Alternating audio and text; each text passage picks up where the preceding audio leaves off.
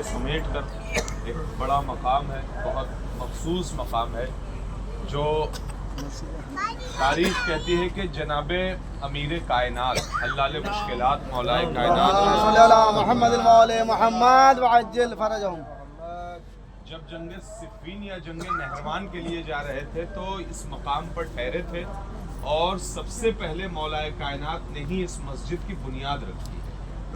मौलाए कायनात के दस्ते मुबारक से इस मस्जिद की बुनियाद रखी गई और मौलाए कायनात ने यहाँ पर नमाज अदा की है।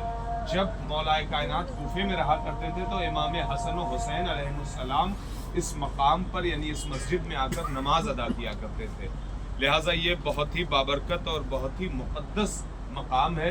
मौलाए कायनात की ये तामीर करदा बुनियाद रखी हुई मस्जिद है जो वाक़ईन बहुत ही बाअज़मत मस्जिद है। इस हवाले से रिवायतों में मिलता है कि जब मौलाए कायनात की शहादत वाक़ई हो गई और जनाजा इसी रास्ते से होता हुआ नजफ़ अशरफ की तरफ रवाना हुआ तो रिवायत कहती है कि इस मस्जिद की मीनार, ये जो आपके सामने मीनार है, ये मीनार और इस मस्जिद के दरो दीवार मौलाए कायनात के जनाजे पे एहतरामन छूट गए थे। यानी आप सोचिए, तसव्वुर कीजिए कि कहाँ इंसान और कहाँ ईंट और पत्थर से बने हुए दीवार और मीनार उस वक्त के नाहंजार किस्म के अफराद के जो मौलाए कायनात के साथ होते हुए भी मौलाए कायनात के इल्म के शुजाअत के कायल नहीं थे।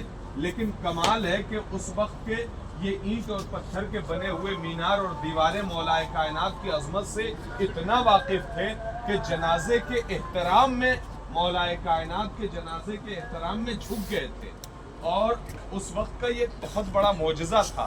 बहरहाल मौलाए कायनात का जनाजा यहाँ से रवाना हुआ और नजफ़ अशरफ में दफन हो गए। लिहाजा मौलाए कायनात के इस वाक़े के बाद इस मस्जिद को वाक़ईन एक अज़मत मिली, एक बरकत मिली। यहाँ पर लोग आने लगे ज़ियारतों के हवाले से। और उसके बाद जब इमाम हुसैन अलैहिस्सलाम का काफ़िला करबला से चला तो इसी मकाम पर इमाम हुसैन अलैहिस्सलाम का काफ़िला अहले हरम को ठहराया गया। एक शब यहीं पे ठहरे थे और इसी मकाम पर जहाँ हम लोग अंदर जाएंगे ज़ियारत के लिए इंशाअल्लाह, आप लोग देखेंगे कि एक ज़री बनी हुई है, उसी के अंदर इमाम हुसैन अलैहिस्सलाम के सर को रखा गया था। इमाम हुसैन अलैहिस्सलाम के सर को रखा गया था, इसीलिए इसे कहते हैं मकामुर रासुल हुसैन। और इमाम जाफर सादिक अलैहिस्सलाम फरमाते हैं